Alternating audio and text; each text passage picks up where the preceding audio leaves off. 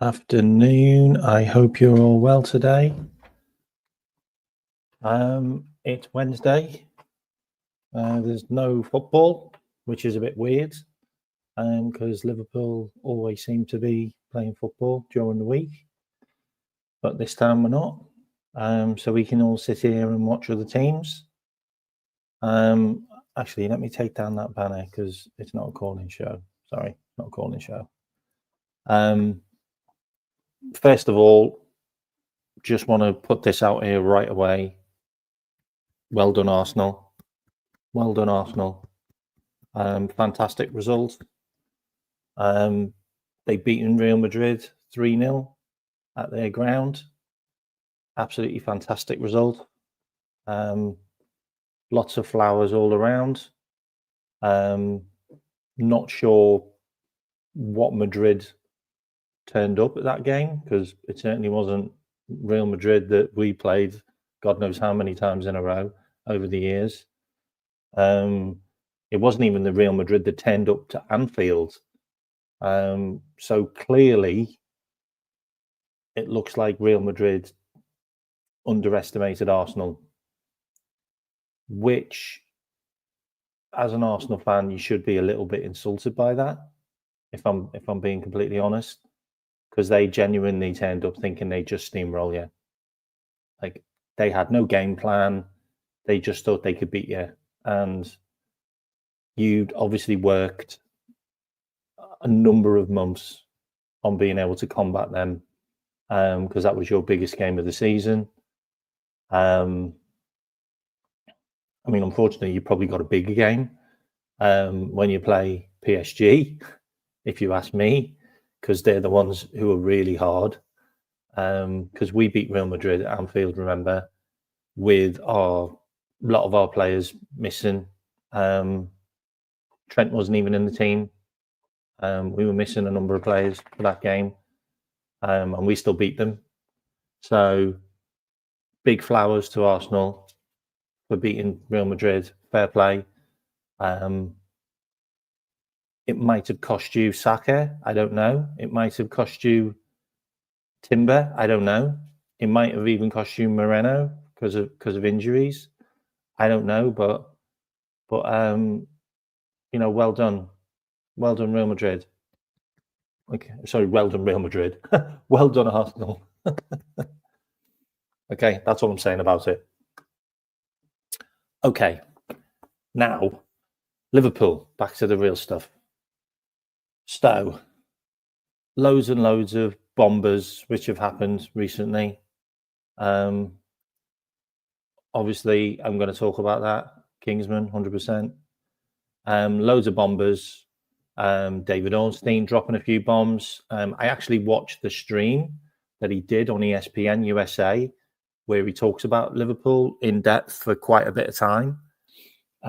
It's a really interesting one because he basically talks about Virgil van Dijk, Mo Salah, and Trent. Trent's gone, like all the body language, how it all came across. Trent's gone, and Trent's also missing as well, by the way. Like, we don't even know whether we're going to see Trent this season now. So it's the biggest kept secret that we all knew about. The fact that he hasn't said anything is just, I just find that really disrespectful now. Like, I genuinely find that really disrespectful. I'm kind of with Tom Little on this one now. Like, the disrespect he's given to Liverpool now by not saying anything is just beyond a joke. Like, we've given you everything, Trent. Like, we turned you into a world superstar by putting you on the stage when you were 18 years old. And the disrespect for you to not even come out and tell us in 2 months' time you're leaving for Real Madrid is beyond me. It's beyond me. Like, I don't understand it. I don't understand it.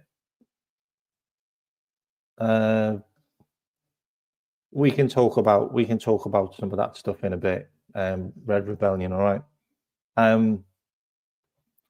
So I just find it really disrespectful now. Like, Mo's come out and said a lot of stuff. Virgil's come out and said a lot of stuff. Trent just hasn't spoken. Like even Kevin De Bruyne has come out and announced he's leaving. Like, and Trent isn't going to do that. Like, what's he going to do? Like at the end of the season, when we're all standing there celebrating winning the league, what's he going to do? Is he going to like slip off into the background while everyone's celebrating? Like everyone's celebrating with the trophy, and then you look up and you go, hang on a minute, where did Trent go? Like, where's he gone? And he just sneaks off like out the back door. And what, is he not going to be there on the bus parade? Like, and for you to not tell us that you're going to Real Madrid and you've got 2 months to go, like, it's really disrespectful now. It really is. Like, I'm with Tom Little on it. I'm with Tom Little on this one. Like just the way he's treated the club now is getting just. It's starting to become. Starting to become quite disrespectful to us. Really is. Okay, so I understand Liverpool haven't been in the greatest of form recently. I understand that. Okay, I get that. Yeah, Slot came out and said 3 cup finals. Yeah, we lost 2 of them. We lost one on penalties, and we lost the other one in a 2-1 defeat. Yeah, and the other one we won. Okay, so we had 3 cup finals according to Slot. One of them was Southampton at home. One of them was PSG at home, and one of them was Newcastle away in the cup final, in the actual cup final. Yeah. The first one we won. So we beat Southampton. That was vitally important because that was our game in hand, and it was also took us a number of points clear.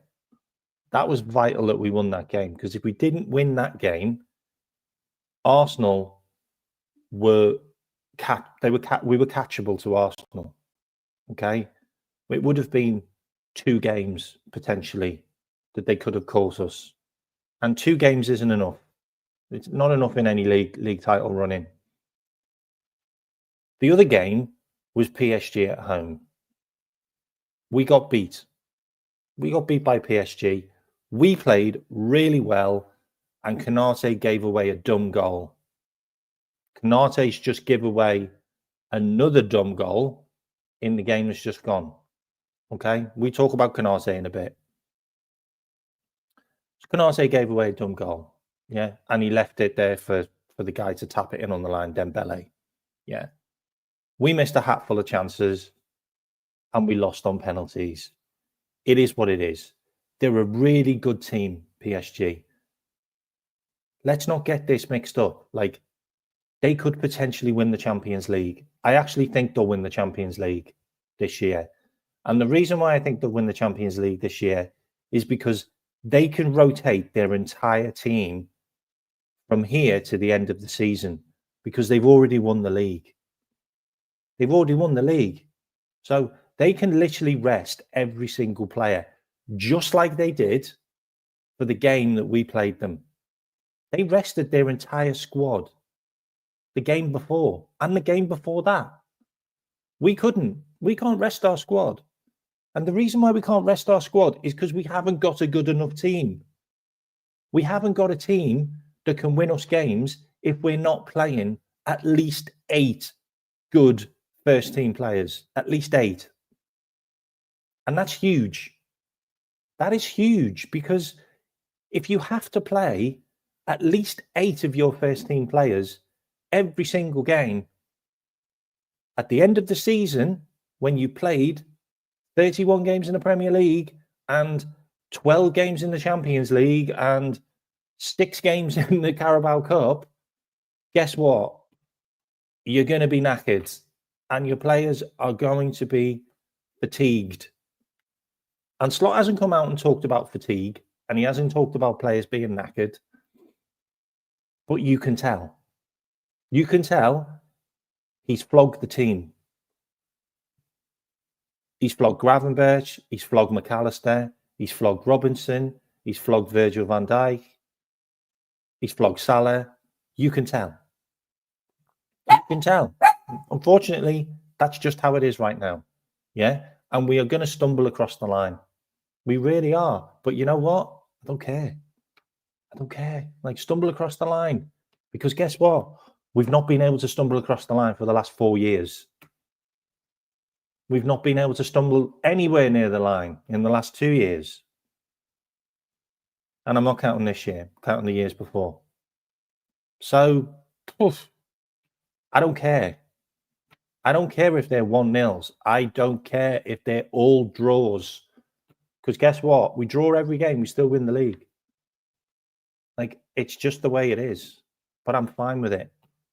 Anyway, I just want to bring up something that I think you'll find interesting. Because I know people are starting to doubt Liverpool. And I find it wild that you're starting to doubt Liverpool. I'm just going to bring up two things which I think we need to look at. First of all is there was an AI prediction put into Grok, yeah, which is like the Twitter AI tool, yeah.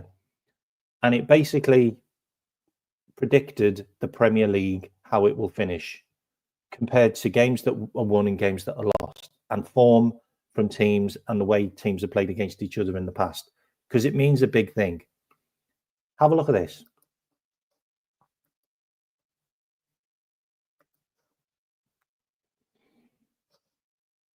How does that look to you? Does that make you feel a bit better? Does that make you feel a bit better? Because I'm looking at that screen and I'm seeing Liverpool on 91 points. And I'm seeing Arsenal on 83 points. And I'm seeing Nottingham Forest on 76 points. Unfortunately, I'm seeing Manchester City on 72 points, which does annoy me because Manchester City have been absolute ass all season and they will still finish in the top 4, which for me, and I talked about this on Jamie's show with Jamie, really does show that we have a very, very competitive league, like a very competitive league where any team is taking points off anybody right now, apart from the bottom 3 who are just garbage.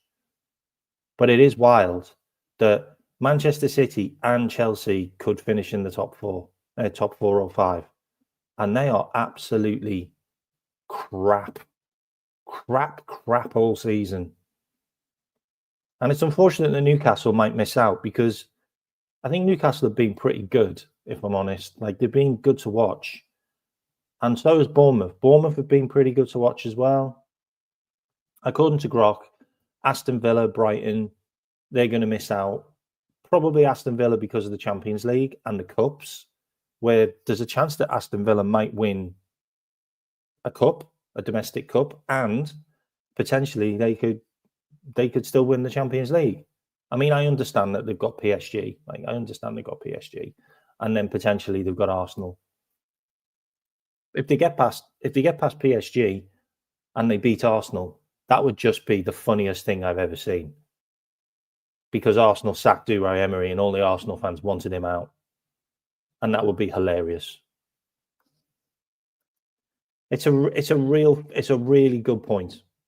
It's a really good point. But I do think that Slot this season may well have underestimated how big a squad you need for the Premier League, Scottish. I do think that Slot has quite possibly understood that. The fact that you do need more players. I think you need 17. You need 17 good players, like, to be able to rotate, to be able to compete on all fronts. And I want to go through that as well. I want to just go through how many games we've actually played this season, because people have forgotten that there was more games in the Champions League. There was more games in the Champions League. Like, you've got to add them on. And for the amount of playing time that some of our players have had, you can see the amount of stress that we've had in our main players all season. And we talked about Klopp never rotating and always having his favourites. Unfortunately, Slot hasn't had a choice. He just hasn't had a choice. The other players haven't been good enough for him. So he's had to play and he's had to go back to the well over and over again. Like who else are you going to play up front? Like, who else are you going to play up front? The only people that have got any goals this season up front is Salah, Diaz, and Cody. Like, and Diaz has been very, very scatty. Like, he's been a purple patch. Like, there was a moment where Diaz hadn't scored for like 2.5 months. So you're in a situation where you're damned if you do, you're damned if you don't. And we can all sit here and go, oh, we should have played Chiesa. Well, Chiesa's made of quavers, and he clearly doesn't rate Chiesa. So Chiesa's not going to get a sniff. Nunez has been garbage. Jota's been garbage. And I don't like saying Jota's garbage, but I think Jota needs to start learning a Middle Eastern language now, because I think he's finished. He's not the footballer anymore. He doesn't trust his body. Like, anyway, I want to go through that as well. Some of those bits. Actually, some people asked to show the rest of the table. So here's the rest of the table. So you've got Fulham, Manchester United 11th, West Ham 12th, Brentford 13th, Tottenham 14th. I mean, Tottenham could well win a European Cup and finish 14th. That's just how wild this league has been this year. Everton 15th, Palace 16th. I think Palace have been good. Like, they played some really good football and they've beaten some really good teams, and they still only finished just outside the relegation. It's crazy. I mean, according to this AI, it actually thinks that Ipswich will actually get out of relegation and survive. I mean, if they do, then I think Liam Delap needs a statue, don't you? I think Liam Delap needs a statue at Ipswich if they avoid relegation, because I think he scored 80% of their goals. And then it's got Wolves going down, Leicester, and obviously Leicester and Southampton are already down, but it's got Wolves. It's just an interesting chart. I thought I'd show you it. I'll also bring this one up as well because everyone's talking about it. So it looks like Mo Salah's pretty much going to be done soon. It's an AI table, okay? I don't predict the future, mate, but AI has been pretty good at it. It's what we're putting everything in, so I'm just showing you it. That's all, mate.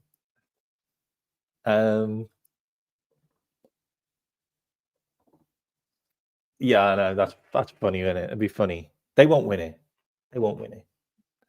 Okay, so all right, in the chat now. A 1 or a 2, yeah? A one yes, a 2 no. Does anybody think that Arsenal will win the Champions League? 1 yes, 2 no.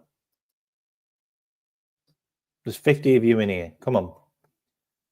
Does anybody think that Arsenal will win the Champions League? Yeah, that's what I thought. Because they've genuinely got to beat PSG or Villa, by the way. They haven't got a great record against Villa, by the way. And that's 2 legs. And also, Unai Emery's won trophies before, like European trophies. So he's actually pretty good in knockout competitions. And then they'd have to go and beat a Barcelona or an Inter Milan. And I tipped Inter Milan to potentially be a dark horse in winning it this year. I actually said on Mo's channel that the 2 teams that I fear the most in the Champions League were PSG or Inter Milan, and we got PSG, which is just horrendous. But yeah, because Inter Milan have been there before. Like, they've been there. Like, they've got pedigree in getting to finals, and they've also won it, obviously. But they've been there recently. Obviously, they didn't win it, but they've won it with Mourinho. So Inter Milan have got pedigree. Like, and yeah, I just feel like they're ones to watch. And they obviously went to Bayern Munich and won. Like, Bayern Munich got that lucky goal. It was kind of a lucky goal. They didn't really do anything in the game. And then obviously Inter Milan just went up the other end and scored. Like, it's a fair point. It is a fair point, Michael. Like, there's a part of me that thinks they could go and do that. They could. They got a really good manager. Really good manager. Anyway, going back to the good stuff. So Paul Joyce with the bomber, saying that Liverpool are closing in on a contract with Mo Salah. Also closing in on a contract with Virgil van Dijk, which is great news. What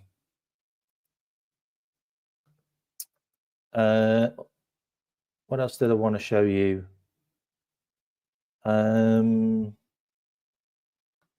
This one as well, actually. This was an interesting one. So Liverpool stealing the data analysis guy from Manchester City, which is an interesting one. So their director of football data is coming to Liverpool. That's an interesting one. I think that's a really good bit of steal, that, because Manchester City have had a really good track record in players that they've got over the years, and also youngsters as well. By the way, we're not just talking about the first team; we're also talking about the under-21s. Like, Manchester City have made a hell of a lot of money behind the scenes in their reserves, with the likes of Trafford and Lavia, and I mean, there's so many players that have been sold from Manchester City's youth team. They basically funded the players that they bought in the first team, but we don't even know about half those players. Pedro Porro, like, he came from Manchester City's youth team. Like, there's a lot of players out there. So I think that's a really interesting one. Taylor Bellis came from there as well. He's got an England cap now. Like, there's a lot of players that have came from Manchester City's academy. That guy would have been involved in a lot of the data analysis for it. So I think that's a good steal. Also wanted to show you this as well, actually. This was an interesting one that I found. So this is our current state of contracts. So we've obviously got Van Dijk, Salah. Hopefully they'll be non-expiry. The interesting thing is 2026, Konate and Robbo. I think Robbo will be sold. Like, I genuinely think they might actually sell Robbo. Robbo's on 160 grand a week. And for me, I can't see Robbo being backup to Kerkez. I can't see Robbo being backup to Kerkez, and I can't see Kerkez coming to Liverpool to be backup to Robbo. Like, if you've got a guy that's played consistently for the last 2 years in Kerkez, then he will come in and he will play consistently for us. Like, I just can't see it any other way. And if you don't think we're getting Kerkez, then you probably need to look at the tweet by David Ornstein about Virgil van Dijk, because Kerkez liked it. Kerkez is now following Liverpool. He's following Liverpool players. He's also got the same agent as Chiesa, by the way, in case you didn't know that. I think Kerkez is only going to be 40 million, by the way, Abdul. I think he's 40 million. I think we'll get him for 40 million. And if Bournemouth want Caoimhin Keller, he might be even less. Like, it might literally be they buy Keller, we buy Kerkez, and it's 10 million difference, something like that. And you also have to look at the fact that Richard Hughes had a huge input into Kerkez going to them in the first place. And also, Arne Slot wanted Kirkez at AZ Alkmaar, but he never he left AZ before Kirkez came in. So he was a player that Arne Slot wanted. So you also have to look at like the fact that Arnie's known about him for a while. Like he knew about him when he was a lot younger, and he's still only 21 now. But I think Kirkez is going to be our first player in the door. He's already said he wants to move now, so it's kind of much of a muchness. Yeah, Leeds want Keller, but I mean, does Keller want to be in a team that potentially is fighting for relegation next season? I think Keller's a better goalkeeper. I think Keller could do a good job at Chelsea, if I'm completely honest. But if Chelsea want Kepa back because they won't sell Kepa at a lower price to Bournemouth, then it's going to be a case of they're going to be looking at another player. So Queeve and Keller makes perfect sense. It just does. It all ticks boxes for me. Yeah, Kirkaz is a cracking player, and he started to put assists in now as well, which is good. But I'm just not sure we're looking at him from that kind of angle. I think we're looking at him because he's a good defensive player. He's fast. He's strong. He can run the whole game, like back and forth all game. And there's not many players like that who've got an engine like that. And he's got an engine like that at the age of 21, which is phenomenal, really. Like, and for me, you know, if there's a chance that we might start looking at dropping Dom further back into maybe the pivot role, then you could put Dom on the left and Kirkez as the left back, and you got Dom on the left side of midfield. Well, they could build a really good relationship together. They play with each other in their international team. You know, there could be something really special that we could cook there. There's an opportunity, and like I just think he ticks all the boxes for me, Kirkez. I mean, I could show you his numbers and that, but I don't think we need to. I think we're all fine with that. Interesting one is Konate. Obviously, Konate's agent has come out and said that he wants £120,000 pay rise. Really? Like, you're on 80 grand a week now. You want 200 grand? Like, tell me what you're doing for 200 grand. Tell me what you're doing for 200 grand. And I talked about this on Jamie's show. And if you can put in the chat a 1 or a 2, yes or no. Do you trust Konate to be the main central defender at Liverpool in a year's time, 2 years' time? Do you trust Konate to be the pivotal central defender, and then you buy a defender to be with him? So in 2 years' time, Konate is our Virgil van Dijk. Do you trust Konate to be that guy? 1 yes, 2 no. And unfortunately, that is the answer. It just is. Like I think he's a really, really, really good player with Virgil. But I don't think he's a really, really good player with Quansah or with Gomez. I just don't. And that's the sad part of it. I also don't think he's great on the left. So eventually you're going to move. Eventually Virgil's going to go. Konate is going to stay on the right. Then you're going to put a guy on the left. Konate's got to be that leader when that new guy comes in. Unless you buy a better player than Konate to replace Virgil, for then Konate to then build a relationship with him. Like, that's a bit of a kick in the face of Konate, isn't it?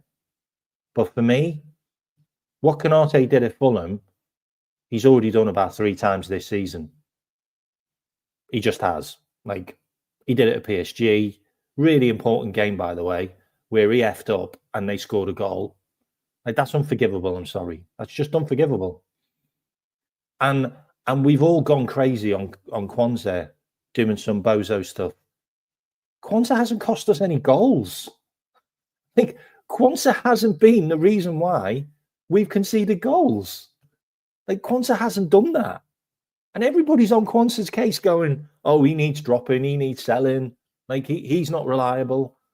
Kwanzaa's not actually cost us any errors leading to goals. He just hasn't. Like, and if you're going to blame Kwanzaa for the goal in the cup last year, like Bruno Fernandes had to score a worldie from 40 yards in the top bin. You still can't blame Kwanzaa for that. We still had a goalkeeper. Like, Konate's given mistakes away where there's no goalkeeper. Like, there's literally, he's took the goalkeeper out of the game and the player's just walking it into an open net. Like, I'm sorry, like, but we have to be realistic here. And there was a lot of Liverpool fans last year that were like, yeah, Kwanzaa's better than Konate. Yeah, Kwanzaa starts next season ahead of Konate. Well, guess what? Kwanzaa did start ahead of Konate. And then Slot puts Konate back in. And Konate has been absolutely sensational with Virgil. But I don't trust him on his own. I don't trust him with another player. And that's my biggest issue. That's my biggest issue. So does Konate get a £200,000 a week contract at Liverpool and become one of our top 3 earners? Because he will. He'll be on more money than Robbo. He'll be on more money than Alisson. He won't be on more money than Virgil, and he won't be on more money than Salah. And he'll be on more money than Trent, but Trent's not staying. So do you put Konate as your 3rd top earner, when I also need to stress that Konate's only played 74 games for Liverpool?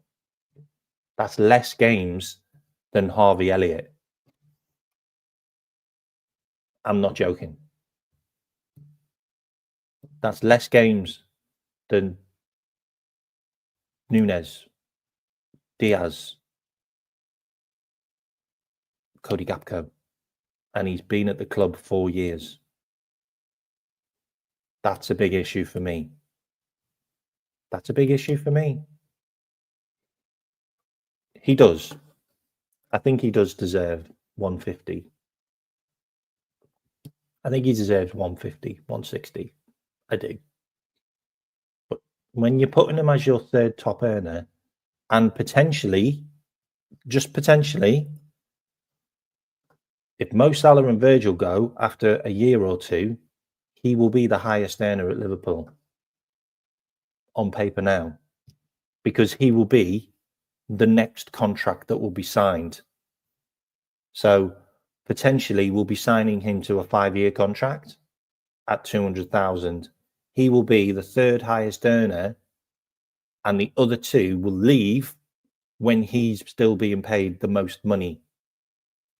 Is Konate a £200,000 a week player for you? And the majority of the people have said no.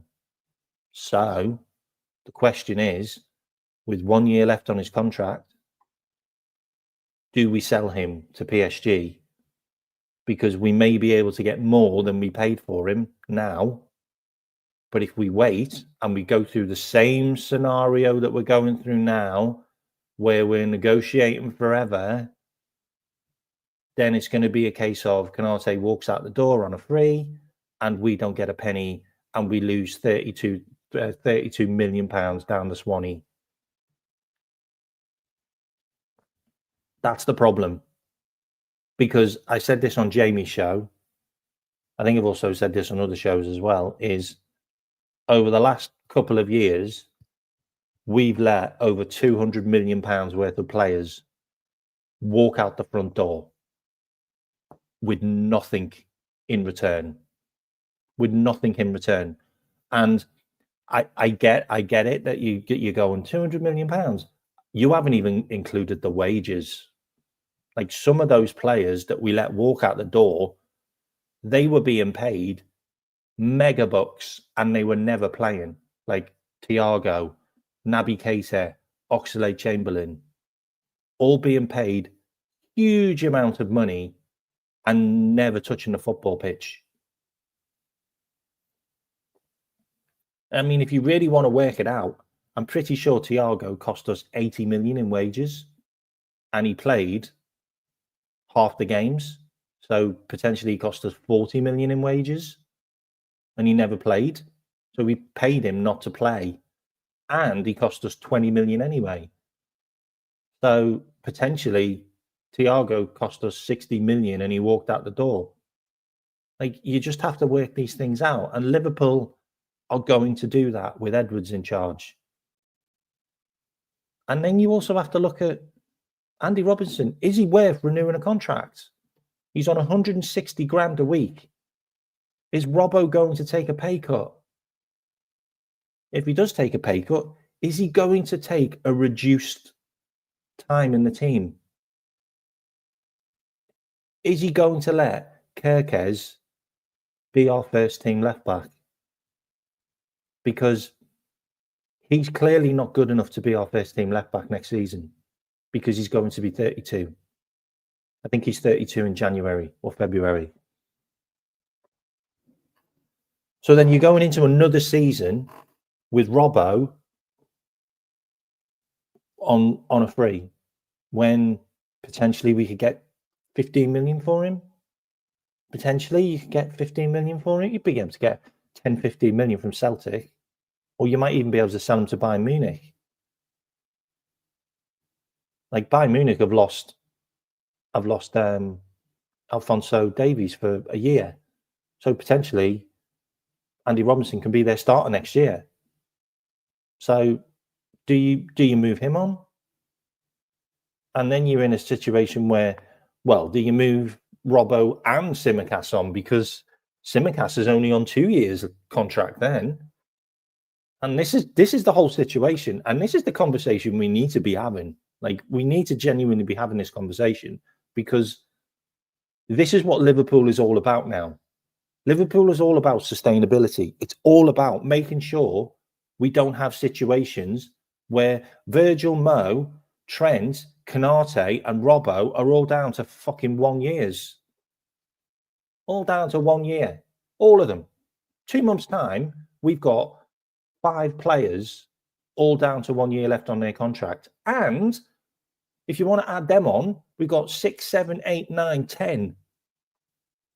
10 players down to 2 years left on their contracts.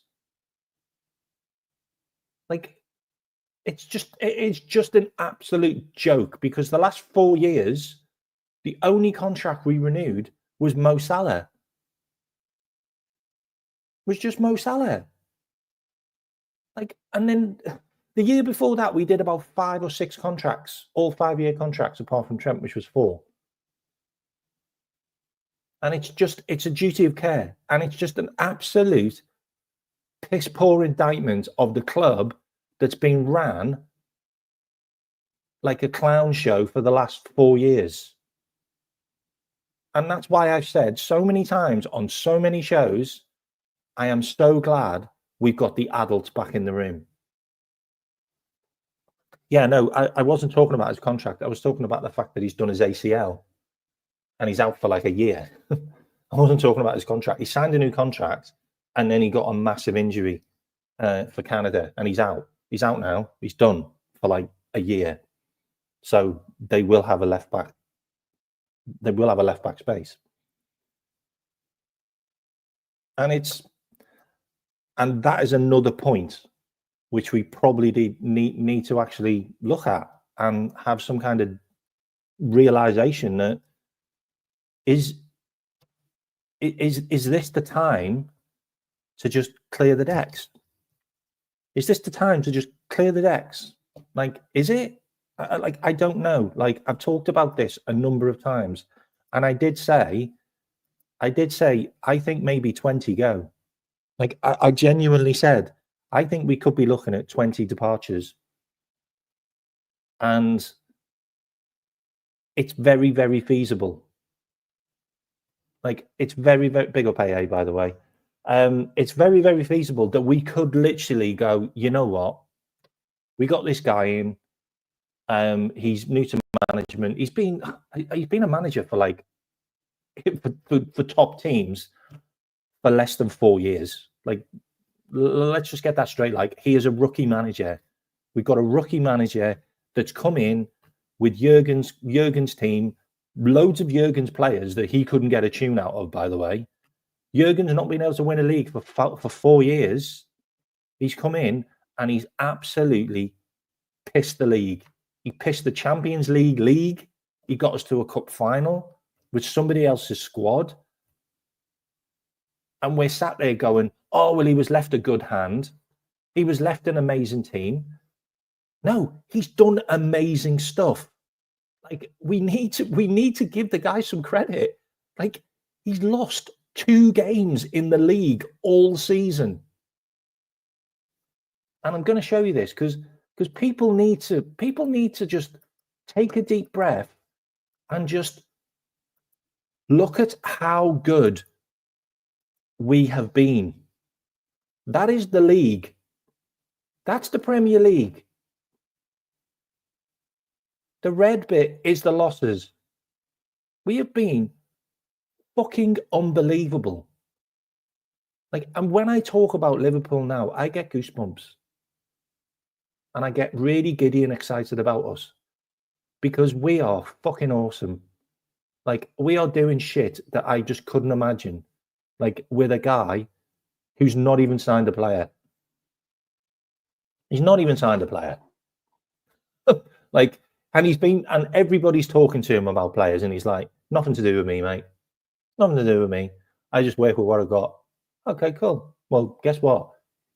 You've done some fucking bonkers shit with the stuff you've got, mate. Because that is it. Like, that is where we are right now, and we're 11 points clear. We are 11 points clear, and we've got, 6 games to go? 6 games to go, and we've got, 4 games at home? 4 games at home, 6 games to go. One of them, we've got our title challenges to an extent at home. Yeah, we need a draw. What? We need a draw against Arsenal. We take 2 points off them. They're fucked. That's just the way it is. But we lost against Nottingham Forest against the internationals, which he's never done before. He's never had a run with internationals. Do you think Feyenoord had that many internationals? Like, literally the entire squad and some of the reserves went away on international duty. He never experienced that at Feyenoord. He never experienced that in AZ Alkmaar or Cambo. He never experienced all of his squad and his reserves being called up to international duty. That's not how he's worked before. So he got caught out. And guess what? Nottingham Forest have been pretty decent, haven't they? Have they been pretty decent? Where are they in the league? I think the 3rd. Yeah, they've been pretty good. So are we writing that one off as just a 1-0? Yeah, we could have equalised in that game. We potentially could have won that game. We had better XG, if you really want to look at it. Jota and Dominic Szoboszlai missed open goals in that game, is what it is. And then you go all the way down 26 games, and then you've got, we got beat by Fulham. And we got beat by Fulham away. Is getting beat by Fulham away 3-2, is that a result that happens to other teams? Who else has been beat by Fulham? Oh, yeah, Nottingham Forest have. Of Arsenal? Oh, yeah. Oh, Newcastle have as well. Oh, there's plenty of teams that have been beaten by Fulham. They're a pretty good team. Pretty good team. And did you actually see us in the second half? Didn't we have like 15 shots on goal in the second half? Did anyone actually look at the XG on that game? Because Mo Salah's XG, the equaliser, was a higher XG than Fulham's 3 goals. Mo Salah's XG on his chance was 0.77. 0.55 for all three of Fulham's goals. And I know people go, XG doesn't really mean much, but they were brilliant goals that they scored. Every fuck up we made, they punished us. And they punished us with very hard chances that they scored. They just were. All of them were. All of them were. Nunez did some mad bit of skill past Virgil van Dijk and then put it through the legs of Kelly from about a yard out. Unbelievable goal. It was an unbelievable goal. It was a brilliant finish. And then you've got the goal by Sessegnon. That was a sensational strike.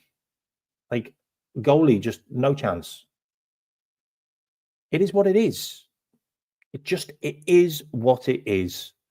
And then Harvey Elliott hits the crossbar. Harvey Elliott scores that goal. Mo Salah scores that chance. Guess what? We win that game 4-3 because they didn't have any other chances in that game to win it. They didn't have any big chances in that game in the second half. Like, that's how the game was. So we still almost won the game every single game this year. And I've said this on so many channels. I haven't watched Liverpool be out of any game. I haven't watched Liverpool be out of any game. Like, even when we're losing, we still play like we can win. That is the difference between Slot and Klopp. And I love Klopp. I thought he was an amazing manager for us. But the last 4 years, he checked out. He checked out. As soon as he couldn't win the 4 trophies that he flogged our team to win, I felt like the manager had checked out. I felt like he realised he couldn't get this team any further. He ran out of ideas. He started doing weird stuff. He started giving all of the power to bloody Pep and Linders, who's then ruined Trent. And now he's going to Real Madrid. And let's see how Trent gets on at Real Madrid with that defending. Because Real Madrid aren't good at defending, are they? Let's be fair. Arsenal told them a new one. I just think it's interesting. And the guy hasn't got any players. He hasn't got any players. So then we have to sit there and go, well, is this an opportunity to clean the decks? And this is what we talked about. Where is it? That's what I was showing. Is this an opportunity to clean the decks? Because it could be. And it could be a way to make a shitload of cash. We look at players. Okay, say Virgil van Dijk and Mo stay. Yeah, fantastic. But that wouldn't have cost us a penny because they'd have signed new contracts and they'd have been roughly on the same wages. Okay, we get Mo and we get Virgil back in. Brilliant. You've got a bit of the spine back. Okay, that's fine. We get another 2 years out of those guys. Fantastic. There's your 2 big heads and your 2 leaders that are still at the club. Then you go down and you start looking at Konate. If we can't agree a deal with Konate, then we get what? 50 million, 60 million for Konate? That's the centre-back that we've been talking about. That is the centre-back that we've been talking about. Then you bring in a top-class centre-back. And we've been linked with many now. We've been linked with many. We've been linked with Dean Huijsen. I mean, guys, Dean Huijsen with Virgil van Dijk is a dream. It's a dream. You've got 2 players who are like Rolls Royces, and you've got one that's a lot younger. So you've basically got a Super Bentley and a Bentley Turbo. Like a classic Bentley and a Bentley Turbo. And the Bentley Turbo is going to learn off the classic Bentley. And I feel those two could have an incredible couple of years together. Okay, so say you don't go for Huijsen. Say Real Madrid is too much of a law for him. Okay, maybe it is. Who else are you looking at then? He's got to be a big player. So who are we talking about? Are we talking about a Hincapié? I can't see it being in Hincapié now, because if you're signing Virgil on a new deal, then he's staying on the left-hand side. Hincapié is a left-sided centre-back, and he's left-footed. Dean Huijsen is right-footed. So then we're looking at, what, Mark Gahey? Mark Gahey's got 1 year left on his contract. Is Mark Gahey and Virgil van Dijk a good enough partnership? I don't know. Like, that's an interesting one to look at. So who else are you looking at? Like, are you looking at Lorik Bolde, who plays for Seville? I think it's Seville. That's a French centre back. Like, for me, and I've said this before, like, there's a guy that wants to play centre back and isn't being played centre back at his club, and I think that's Jules Koundé. Like, if you're getting rid of Konate, bring me in Jules Koundé. See, you're bringing up players that are left-footed. They're left-sided, left-footed. Virgil's not moving for anyone. But then, if you're keeping Virgil, do you want to reduce his game time? So then, do you bring two in? Like, because you need another guy to be back up to Virgil when he's not playing. So if Konate moves, then I don't know. Do you get Hincapié, who can play left-sided, or do you get a Jarrell Hatto, who can wait? He can wait a year or two. He's 18 years old. Like, you get me Huijsen and Hatto and Kerkez. That's your back three done for years. Because you've got Kerkez, who can play for Robbo, and he can play now. You've got Hatto, who can come in and play for Virgil, and he can also play on the left as well. So you could get rid of Robbo, and you could get rid of Simicast, both players. Then you've got your two left-sided players, and you've also got your Virgil backup. If you get Huijsen, you've got Konate's replacement there. And then you keep Quansah, because Quansah's a good player. And then you've got Conor Bradley. And then potentially you maybe play Curtis Jones as your backup right back, or even Quansah as your backup right back. But buying that many players for the back, I think, is a bit nuts. Like, buying a left back, two centre backs, and a right back, I think that's way too much to do.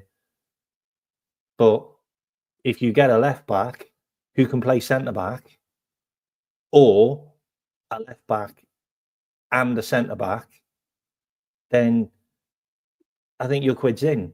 But it all depends on Konate now. And this was a conversation no one was having before, by the way. Nobody was talking about Konate being at the club or not next season. Everybody thought it was a done deal. Everybody thought that Konate was going to be centre back next year.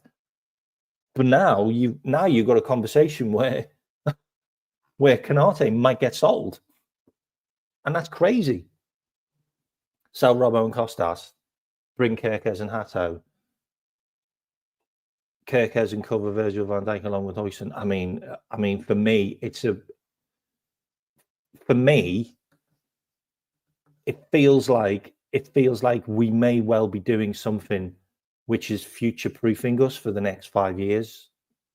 And if you look at Edwards, when Klopp came in, Klopp had a year. Well, Klopp had pretty much a year where he didn't sign anyone, and then he had 2 mad years of hit after hit after hit. And I'm talking like, we're talking like Mane, we're talking like Mane, Oxlade-Chamberlain, Salah, Virgil van Dijk, Gini Wijnaldum, Andy Robinson, hit after hit after hit. Like, seriously, Fabinho, like, we literally had hit after hit with Edwards and Klopp in 2 years. And Klopp had 1 year where he didn't do anything. He may well have got like Klavan and maybe one other or two others, like, but they weren't big signings. But then you had loads of players that left, and those players that were sold, you got like Dom Solanke got sold as well, by the way. There was a couple of players that got sold for big money. So you've got players that got sold, and then you got your replacements with Ali and Virgil. Like, that was the Coutinho money. So you had this in and out. And if you look at the team, and I'm just going to pick off some numbers, Alisson could go. Alisson could easily go. You could easily get 40 million for Alisson. Okay, you got Mamardashvili coming in, and then you potentially got a backup goalkeeper. Yeah, you could sell Alisson for 40 if you wanted. Alisson's injured now again. Like that's just Alisson. Like, Kostas Tsimikas, 15 million. Wataru Endo, 15 million. Luis Diaz, 60, 70 million. Diogo Jota, 40 million. And then you've got McAllister, Szoboszlai, Gravenberch, Cody. All of them would stay. I mean, there is rumours that Bayern Munich might put a 75 million pound bid in for Cody Gakpo. That's from Sky News. Like, not me. That was from Sky Germany. So that's a potential. And then you've got Konate, potentially 50 million, 60 million. Robbo, maybe 15 million. And these are just players here now. And then you've still got, you could get 25 million, 20 million for Doak. You could get 5 million for Gordon. You could get 10 million for Morton. You know, there's plenty of players that can be sold, the younger players, the reserves that aren't going to cut the mustard. So, you know, Harvey Elliott is still one that's being talked about. That's 40, 50 million. So there, and Queven Keller's not even there as well. That's another 30 million. Like, there's a lot of money that Liverpool could bring in. Liverpool could easily bring in 250 million in sales, I feel, with the amount of players that would be wanted by Saudi Arabia, your Barcelonas, your Brightons, you know, your Newcastles, even Everton. Everton are looking at a couple of our players. Like there are players which could make money for Liverpool. So then you have this huge clear the decks. Like it's not Slot's problem. Like I don't. This is the situation that I don't want us to be in, by the way. And do me a favor, hit the likes and subscribe if you haven't, please. I'm on the road to 1,000. And this is where I want you to bear with me for a sec. Okay, I'm going on big camera. So think of it like this. How many times have we seen new managers take over from legends? Yeah, from guys that have done everything in the game. Yeah. And they've just not been able to do it. Yeah. And how many times have we seen clubs go in a different direction with a manager because he plays a different style? Yeah. And the old argument is, oh, well, I haven't got the players to do that. Yeah. Well, I can't do it with the squad that I've got. And then he then doesn't survive. And then he changes. And maybe he was backed by the board for his squad. So, and I'm going to use Manchester United as an example, and I'm going to use Everton as well, by the way, as an example. So you've got guys that leave the club. So let's just talk about Everton for an example. And I'm not poo-pooing Everton, by the way. Like, so you've got Moyes that left, yeah, and then you've got the likes of Ancelotti that came in. Yeah, Ancelotti was backed. He was back to the tune of like 500 million, by the way. He brought loads of players in, then he left. Well, he left the next manager with lots of his players that clearly weren't good enough. And Ancelotti clearly didn't have good enough players for his squad from Moyes. So then you've got the third manager down the road with a squad that's got a mishmash of Moyes, Ancelotti, and then some of his. And then he didn't make it. So then you've got like 3 or 4 managers down the road who have still got players from Moyes, Ancelotti. You see where I'm coming from? Klopp got rid of every single player from Brendan Rodgers, apart from Gomez, by the way. Gomez is the only one left. Slot has now took over Klopp's team. Yeah. Slot has managed to win a league, and he almost got us to a cup final as well. We almost won a cup as well in his first year. So he almost won he potentially almost won the double in the first year with a Klopp team. Slot, if we cleared the decks and gave Slot his team, we could then really see what Slot can do. Like, because right now he's working with a Klopp team. Next year, there might be a massive drop-off because Klopp's team have played with Klopp for so long and they've been through the mill and they've done this and they've done that and they're used to this transition play and they still play on impulse the way Klopp plays. A lot of our goals this season have been transitional goals.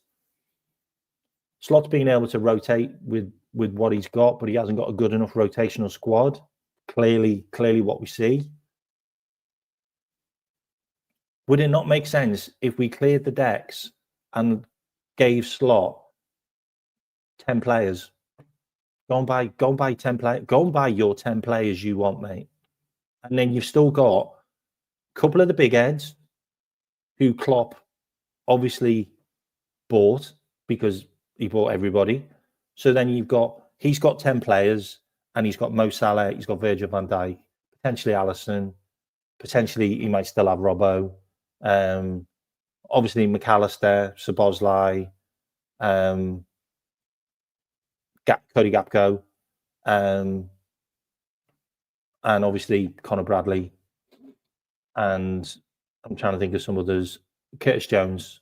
So he's got a few players that are still Klopp's, and obviously Klopp signings, but then he's got a huge swath of his squad, as in 10 players that are his, which means he can mold them, and then he has a spine around to build his style of play. And then we start to see zone 14 madness, mad wingers creating these amazing cutbacks that you keep that he's just renowned for. Like, you need to go and watch how Feyenoord and AZ Alkmaar and Cambo played football. You need to go and watch that. Like, if you really believe in our manager, you need to go and watch his previous clubs.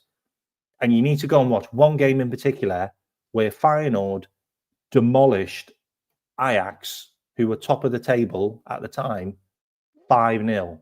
Like, absolutely demolished them. And the amount of play in that zone 14 was just, it was breathtaking football. And it was right from the back all the way to the front. Wing play, which we don't really do at Liverpool anymore. Like, it's not really what we do anymore because we haven't got any wingers that are fast. It's really, it's phenomenal football. And if he can do that with his team, I really feel that we could be a dynasty. Like, I really feel that we could be competing for years to come. And if he goes and gets 10 players that he wants, some kids, by the way, like, I'm not just talking like 10 worldies. I'm talking like 6 or 7 good players.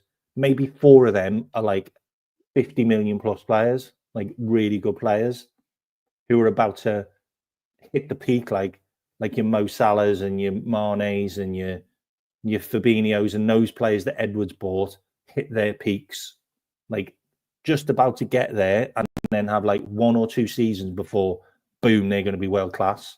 which is how the data runs.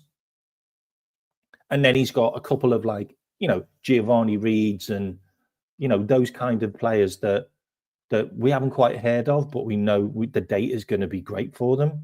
There's a potential for them to be something really special. I just think that makes a lot more sense than trying to muddle it again with the team, which wasn't his. And you've got defiance. You've got players that still don't want to play that way.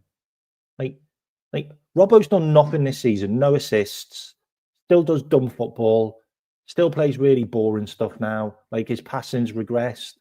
Like he's quite defiant in the style of play that Slot wants to play. Like he just is. Like Trent goes missing. Trent still does that mad inverted stuff. Trent doesn't track back a lot. Like you can see that's quite annoying for Slot. Like that's an element which he's probably not quite happy with. Like the midfield, like he's still not getting the best out of Dom. Like Dom is still reverting back to type where he's like not taking a shot on, not looking for a creative pass. He's still going to Mo. Like the team panics when they're not really dominating the game and then they kick it long to Mo. Like if he can get that out of them next year, and it will probably take a load of players to go, and for Slot to have a load of his guys who are all in the changing rooms going, this is how I play. And the team are like, really? Okay, let's have a look at that. Let's see how this goes. And then you got this pre-season where we're doing mad stuff because Slot's on the training pitch with his guys knowing they've got the skills to do what he wants. And I'm telling you, they're all going to be fast and they're all going to be tricky players because we don't have that in our team. We are devoid of fast, tricky players at Liverpool. We don't have it. We don't have a guy that can knock the ball past someone. We don't have a guy who can lose the ball and then run 30 yards the other way and win the ball back. We don't have those guys. We don't have those guys at Liverpool because we didn't need them. We didn't need those guys because we pressed from the front and we won the ball in their half and we didn't have to do the other stuff. And we had all our defenders on the halfway line, like playing this incredible offside or winning all the headers or winning all the one-on-ones. And that's not how Slot plays. Just watch his football. Seriously. And he ain't going to change his philosophy to the way Jurgen Klopp played his. He might have done it in his first season because when he came in, he was probably told, look, we've just come in as well. We're new to Liverpool as well after the last couple of years. And he's probably been told, look, we might get one or two opportunist signings, but is there anyone in particular you really need? And he's obviously gone, I could really do with Zubimendi. Like, he's really one that I probably want to look at. And I could really do with maybe a really good forward or a really good winger. And that's why we went for Alvarez. And that's why we went for Kvaratskhelia. And that's now all come out that we tried those three players. And we also tried for Lenny Yoro. Like, we know all of those players we tried for. So Slot clearly seen deficiencies in the team where he wanted a really good midfielder who could get the ball, hold the ball, and play the ball. Yeah, and that's Zubimendi. And he's also a bit of a destroyer. Not massively, but he's and look, at the end of the day, like whether we think he's been shit this season or not, we all wanted him. Like, we could all sit here now and go, well, I didn't want Zubimendi. But as soon as Zubimendi came out by David Ornstein, everyone was glazing the screens. Everyone was like, oh my God, he's a Euros winner for Spain. Oh my God. He's the next Rodri reincarnation. Like, so you can all pipe down because Liverpool fans are a little bit like lost their memories a bit when we come up with players. Everybody wanted Lenny Yoro. So don't say you didn't. Don't say you didn't want Lenny Yoro because everyone wanted him as well. So we all wanted Lenny Yoro and we all wanted Zubimendi. And when it came out that we were up for Alvarez and Kvaratskhelia, you'd have all exploded. So Slot clearly wanted some very good players at Liverpool. And he clearly understood that we might have an issue at the back with injuries. And guess what?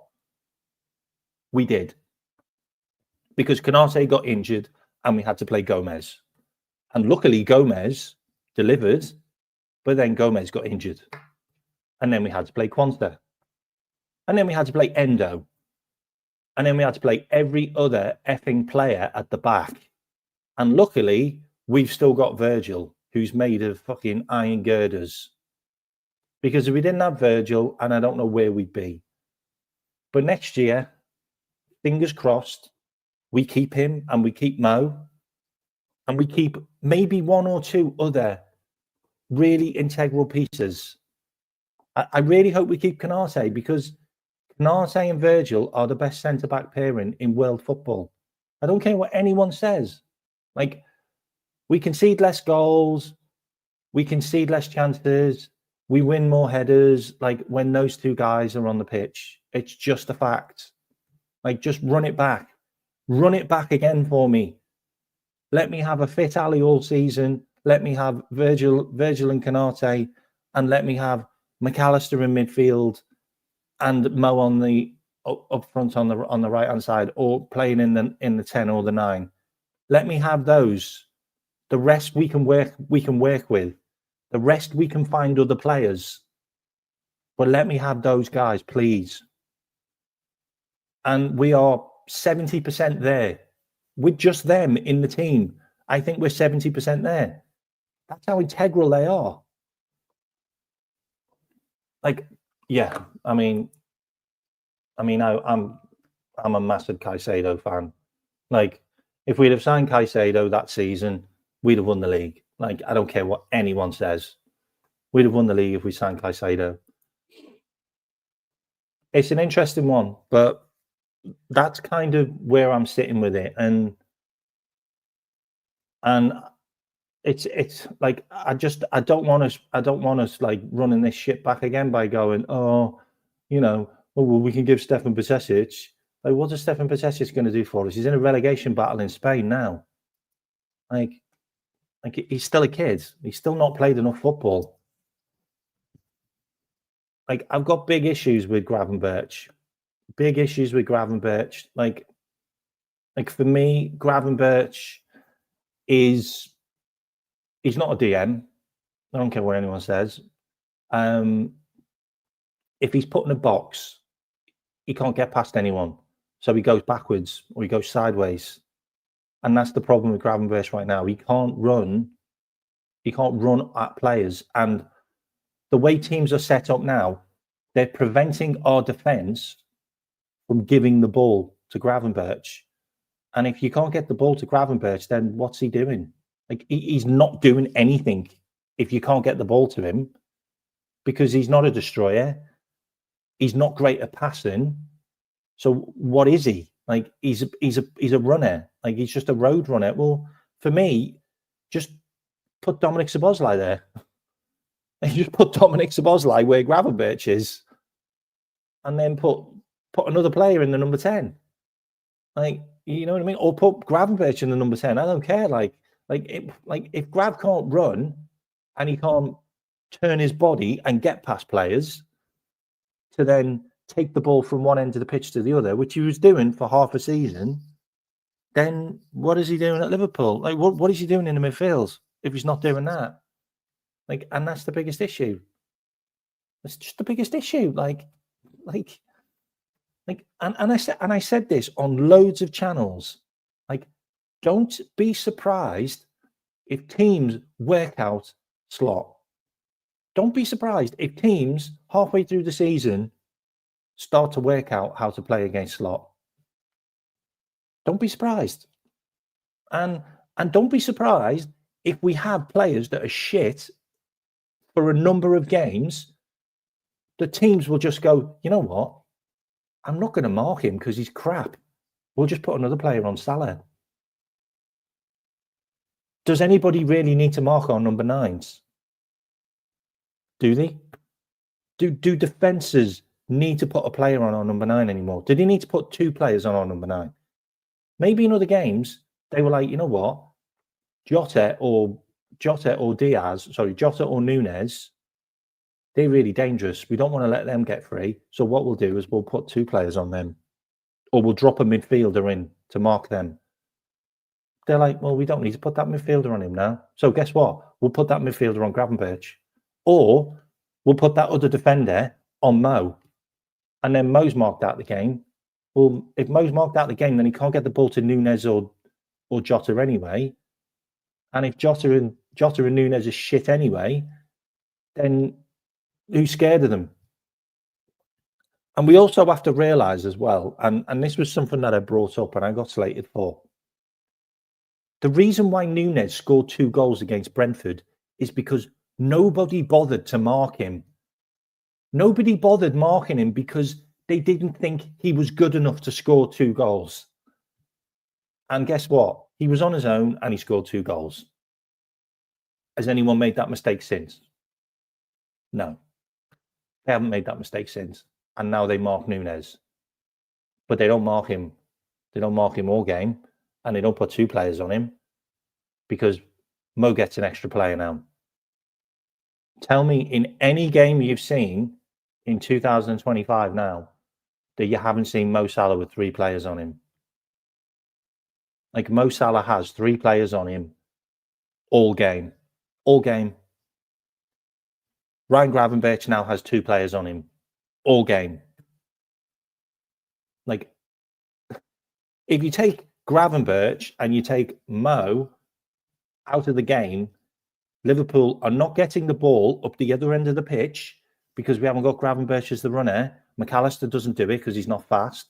Dominic Szoboszlai is not doing it because he's supporting the number 9, who's got players on him as well, but not doing anything. And then you got Mo, who's completely isolated because you've got 3 players on him. So you're taking out a huge part of Liverpool's game, which is why Diaz and Cody Gakpo have started scoring goals, because they seem to have a bit more free time. Because more players are marking Gravenberch and more players are marking Mo, which means there's less on those 2, which means they can be free a lot more. Like, it's dynamics. You have to watch the football. Watch the game, because that's how I see it with my eyes. Like, players that are shit for Liverpool don't get marked in games. Players that are really good get marked in games. Anyway, that's how I feel, and we haven't got any pace, which is why I feel that we're going to start seeing a few pacey players signed for Liverpool. Kirkez is one of them. Tons of pace. Absolutely love him. I genuinely believe we're going to go and get Frimpong. So much pace. Like, so much pace. I don't think he's going to be a right back for us, though. I think he genuinely could be a Mo Salah future replacement.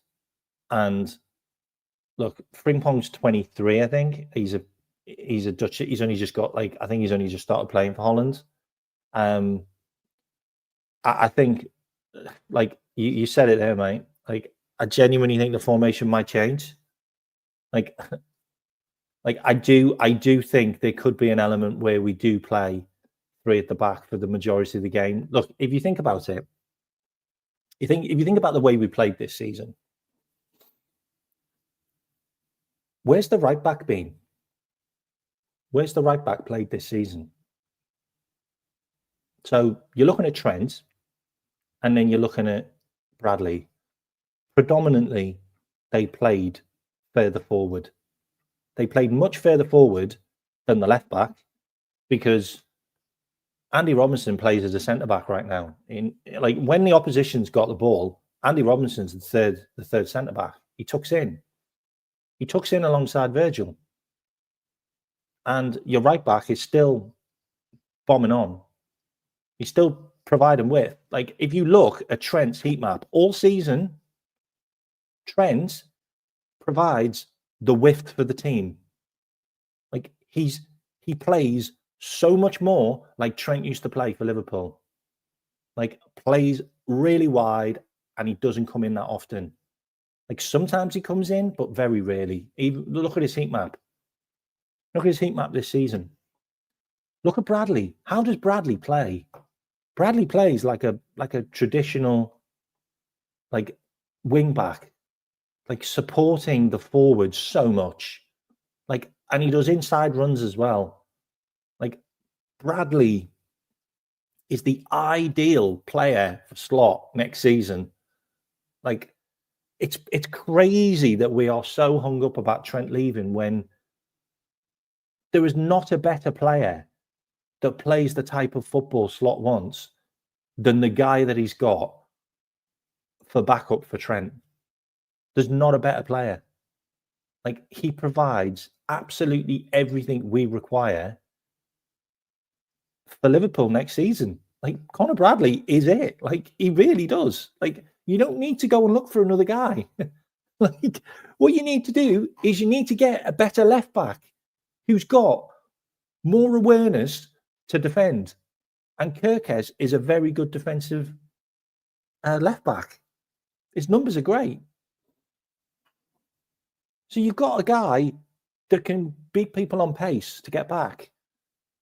And then you've got a right back that can support the forward line. Like, just look at the Fulham game. Like, how many times have you seen Conor Bradley make that inside run? Like, he does it for Ireland all the time, by the way. Like, I've seen him score tap-ins in the centre of the goal for Ireland because he's done the inside run. He's gone through the park, 1-2, and then he's gone, oh, hang on a minute. I can get in the box here. I know Bradley's injury prone.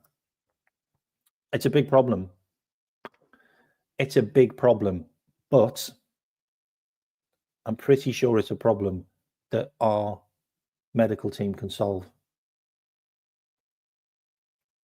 I'm pretty sure it's a problem that our medical team can solve. And it's going to take time, but I genuinely believe that I think we have our right back already, and it's Conor Bradley. Like, I think it is. And then if you get a supporting actor in Giovanni Reid or Martin Fernandez, who's another young player, but he's a year younger or 2 years younger. Remember, Bradley's only 21, by the way. Like, I know that's wild, isn't it? That's wild. Like, we could have saved ourselves like 60 million by just having Conor Bradley. Like, let that one sink in. Like, I mean, at the end of the day, like, we were all really excited about Ramsey, but he's just not been able to do it. Like, he's been injured too much, and he's just not been that guy. But we all got really excited about Ramsey, signing Ramsey from Scotland, who won Young Player of the Year at the age of like 19. We all thought he was going to be like the next one in. He's just not done it. And then Conor Bradley just comes out of the blue. Like, he needs to be given a chance. Like, I think he deserves a chance next season. And every time he's played, he's delivered. Like, every time he's played, he's delivered. Like he played some of the biggest games. Played against Arsenal, played against Chelsea, played against Manchester United, played against Real Madrid. Absolutely shut it down. Like, absolutely shut it down. Like, done the business in the big games. Manchester City, unbelievable. Like, unbelievable against City and Real Madrid. Like you can't not give someone a chance who has been good enough to deserve a chance. Like, and there's a lot of people that go, oh, we need to go and get a recognised right back. Like, we need to go and get this stellar player. Like, we've already got a guy that's already delivering. Like, every time he plays, he delivers. Like, I think he needs a chance. Like, I genuinely believe I think he needs a chance. And I think you get a supporting act. You go and get a Reid. You go and get a Fernandez for like 10 million. 10, 15 million. There's your support. There's your support. If Conor Bradley's injured, then he's injured. But he's only injured for a few games. Like, he's normally only out for a couple of games with a muscle injury. So he's out for a couple of games. Okay. You put that guy in. Or you play Kwanzaa. Or you play Curtis Jones. Like there's options there. There's options there. but you have too much surgery to do with the rest of the team to go and replace 3 players at the back. Like, potentially you could be replacing the left back, the centre back, the right side of centre back, and the right back all at once. And I know Virgil's Virgil, but it's a lot to do. And I mean, how are you going to sell that to Bradley like next year? Oh, you know, mate, Trent's gone. You've been unbelievable when you played, but you know what? We're signing someone else to replace you. What? Like, and then Bradley's got 2 years left on his contract. So Bradley's like, all right, well, I know where I stand. So I think I'll be moving as well then. So then you lose him as well. Like, you lose a 21-year-old. And the interesting thing about Bradley is I see people absolutely waxing lyrical. Like, I'm talking like Glazing, and everyone's like all of these comparisons and this mad stuff about the likes of, you know, Lewis Skelly, and then you've got like, oh, you know, Saka played as a left back. Like, Connor Bradley's 21. Like, this, he's not had a full season. Like, he's had, what, 20 games last season, potentially 20 games this season. Like he's 21. Like, Connor Bradley being a first team right back for Liverpool could be doing 5 goals, 10 assists. You don't think Connor Bradley could get you 5 goals? You don't think Connor Bradley could get you 10 assists in a season? I think he could. When Connor Bradley came into Liverpool, didn't he have 2 goals and 4 assists in his first 3 games, if I remember correctly? That was under Klopp. Like, you don't think a full season under Slot, he could get you 5 goals and 10 assists? I think he could. So then you got a guy who's really banging numbers, like, and he'd be 22. And if you look at this, you look at the dynamics, yeah, you'd have a Kirkez who's 21 and a Bradley who's 21 as your left back and right back. Are we seeing similarities to Robbo and Trent when they played together for 8 years, 10 years? Like, are we looking at similarities of those 2 guys playing for Liverpool for the next 5, 6, 7 years? Does that not make a little bit more sense? It does to me. It makes quite a lot of sense to me. Like, it seems like that's a strategy which Edwards put in place with Robbo and Trent when Klopp started, to Kirkez and Bradley when Slot starts. For me, I'm quite happy with those 2 as my left back and my right back. And then you've got the supporting actors in maybe Gerald Hatto, and then maybe Quansah Jones, or maybe Giovanni Reid, who obviously Slot knows as well from Feyenoord, comes from the youth team. That's my point on it. And then you got to look at midfield, because we need an orchestrator. We need, I'm not going to say the F word. Everybody says that word. I'm not saying it. We need someone who can pass the ball really well in midfield. And I feel like we need to get McAllister out of this hybrid defensive midfielder, like number 6, number 8, number 10 role, where he's kind of doing 3 things at once. I think we need to get him out of that. I think he needs to be further up the pitch. Like, I feel that he can do things that Dominic Szoboszlai won't do.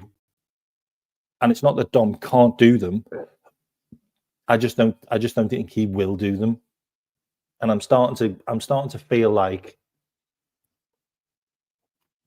I'm starting to feel like Dominic Szoboszlai might end up being a £60 million utility player, where he's just put in different positions next year under slot. Like, he's being used in various positions because he's not amazing in one position, and that's a really big issue, because I don't think he's got the confidence in himself to be able to be that guy, and it's a real shame, because like there was a time where I think it was what was that game? It was Manchester City away, where Dom just looked unbeatable. Like, he had 2 games where he got a goal and an assist in both games, and he just dominated the game. And I'm like, this is it. This is it. This is the moment. This is the sliding doors moment. This is the time where Dom emerges. Like, he becomes that guy. And then he's just disappeared, and he's been shit since. Like, he just has. I'm sorry. Like, I think he's a fantastic player, but he's been shit since. Like, and it's just a problem. Like, so what do you do? Like, you've got an absolute monstrosity of an athlete who's great at tackling, great at duels, great at passing. Like, I know people slate his passing, but his passing is phenomenal, by the way. He's just good at a lot of things. Do you just put him in midfield as your left-sided midfielder, and he can just be part of the pivot, and then you get a destroyer, or you get a guy who's got strength but also has got a brilliant orchestrate, or he's got a way of playing that can orchestrate the game, that can control the game. And I'm talking about Angelo Stiller. Like, there's no one out there like it. His numbers are off the chart. He's just a phenomenal player. Like, and I know people talk about like Belieber, but we're just not paying 100 million. Like, we're not paying Brighton's price tag. Like, Brighton made a load of money last year. Like, they don't need any players. They don't need to sell any players. Like, Brighton are in a situation where they're cash rich, and they're going for guys that are 30, 40 million anyway themselves. So we're not going to buy a £100 million player. Like, Chelsea probably will, because Chelsea seem to have this weird thing with buying Brighton players, which is fine. Like, they can spend all the money on Brighton players. But Angelo Stiller, for me, ticks all the boxes. Like, he really does. And Hugo Larsson does as well. Like, another sensational player. Like, you've got Frendrup. He's another really good player. Like, and these are different types of players. These are players that can do combative midfield work and play great football. Like, they're there. Like, there's plenty of them there. Like, so you look at those type of guys. You know, you've got Varela, who plays in Portugal, another great player. You've got Boré, who plays for Atletico Madrid, Pablo Boré. Then you've also got Pablo Torres.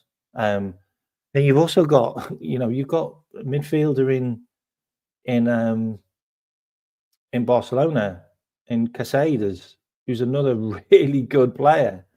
So there's players there that we could potentially go and get. You got Ferran. Is it Ferran Torres, or is it Torren Ferres, who also plays for Barcelona, who's another really good midfielder? Like, there's lots of players out there. And then you've also got another guy who I'm going to say his name. I talked about him before, by the way. Boubacar Kamara. Now, the reason I mentioned Boubacar Kamara is He was signed by Steven Gerrard on a free transfer, and Aston Villa may have some issues. They may have some issues. He's actually been sold. He's been sold. He plays in Italy now. I think he went to Roma. The French guy, yeah, he's gone, and so is Lukic as well, who's the other really good midfielder. He plays in Spain. Yeah, they've been sold, mate. Those guys have gone. Ferrin, that's him. Unbelievable player, like really, really good player.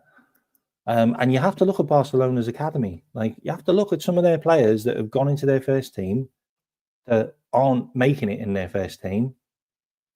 They're gettable, because who are they going to get? Who have they got to get past? They have to get past. They have to get past Pedri, Gavi, and also Olmo. They've got to get past those guys. Well, Gavi's like 20 anyway, and Pedri's like 22. Like, how many chances are they going to get? Like they've got to get past those guys. Never going to happen. Never going to happen.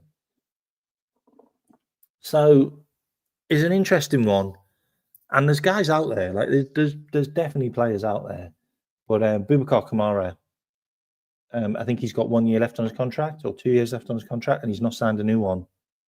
And I think he's got a release clause.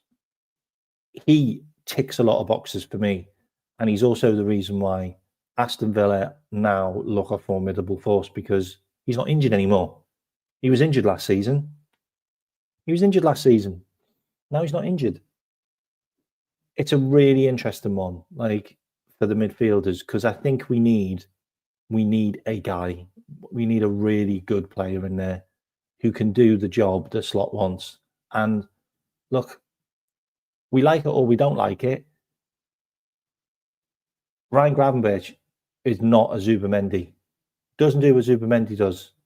Ryan Gravenberch is playing in a position that's completely new to him. He's not really played that much football doing it. And now he's starting to look like he's being caught out, because he can't get out of tricky situations like he used to. And other teams are just going to put a man on him. And if you take Gravenberch out of our midfield, then you've lost a lot of our midfield. And you've lost a lot of what Gravenberch does.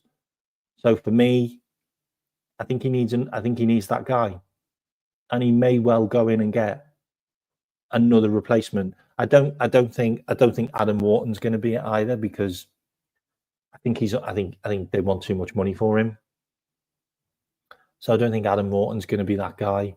There's loads of players that we looked at. I know Edison's one that everyone talks about. I just don't see it. I just don't see Edison. I think it's going to be a lot of money for him. I like Alex Scott. He plays for Bournemouth, another Bournemouth player. Like, they seem to do pretty well, don't they? I like him. There's a guy who plays there's a guy who plays Ricky Cardosa.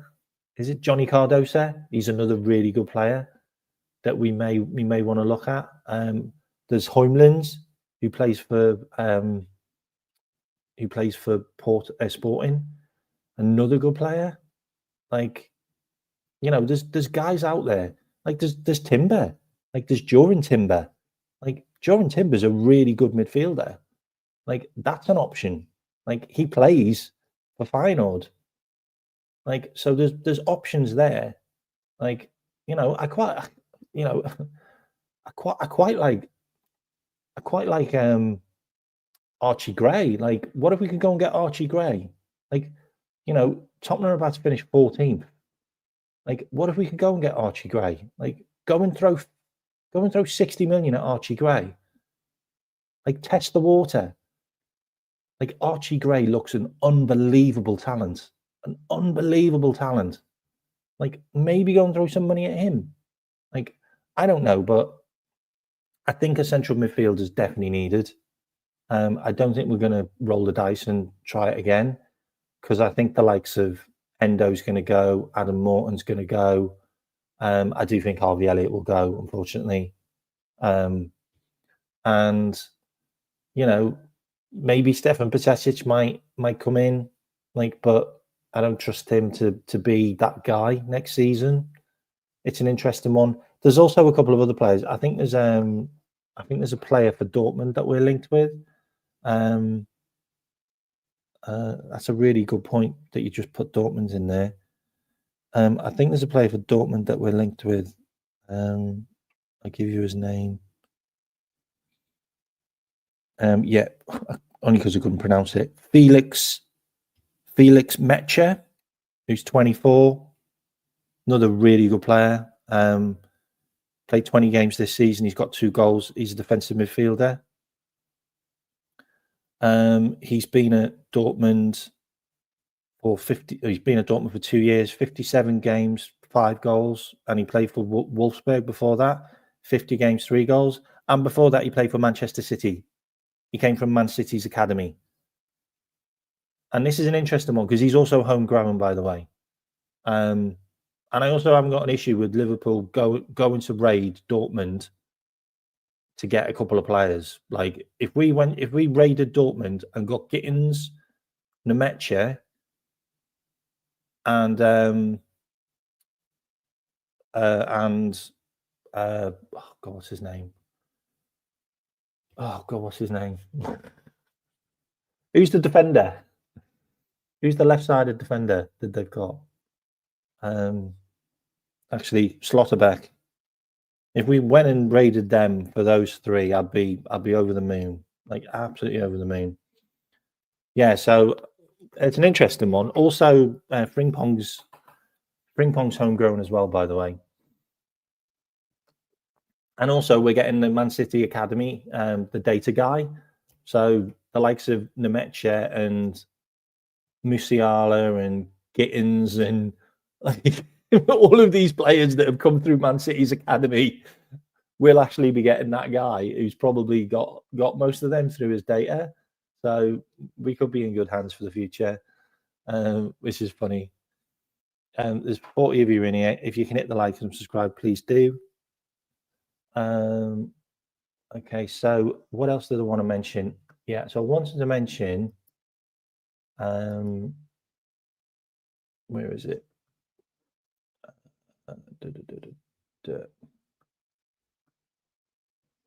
Just a couple of things. These are quite interesting. So I'll just bring up some of these. So last season, this is really funny, by the way. So last season, Liverpool have exactly the same goals for and against and the same points as Arsenal did last season. And we got it this season, like now. And obviously Arsenal are behind us, which I think is funny. I also wanted to bring up, where is it? This, which I thought was quite interesting. So it was a visualization of the last 7 games. So Arsenal have to win all of those games.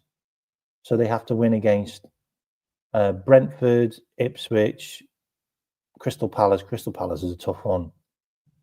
Bournemouth, and then obviously us, and then Newcastle, and then Southampton. Obviously, they're probably going to win against Ipswich. Maybe not Ipswich, because they're still fighting. But they'll probably be home and hosed against Southampton because they've been relegated. But all we've got to do is beat West Ham at home, Leicester away, who are relegated, and then Tottenham at home. Like Tottenham could be in the cup final, so their minds might be somewhere else. And also, Tottenham have got absolutely nothing to play for. Tottenham have got nothing to play for. They haven't got Europe.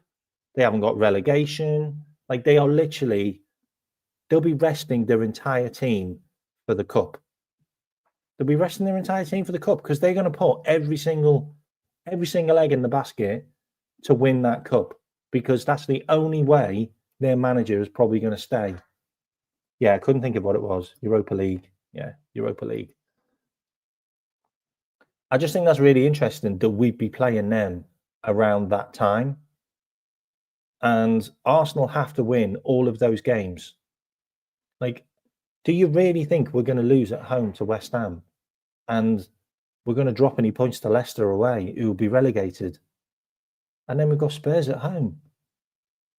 Like that. That's just the way it is.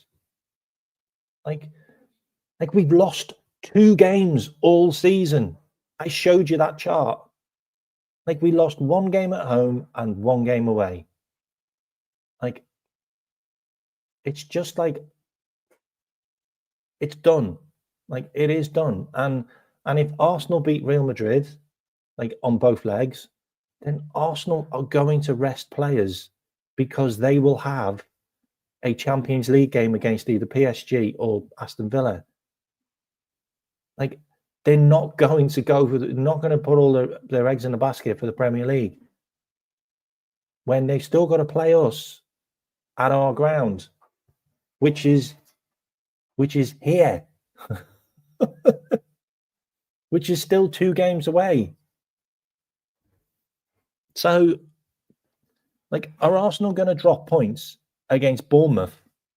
Potentially.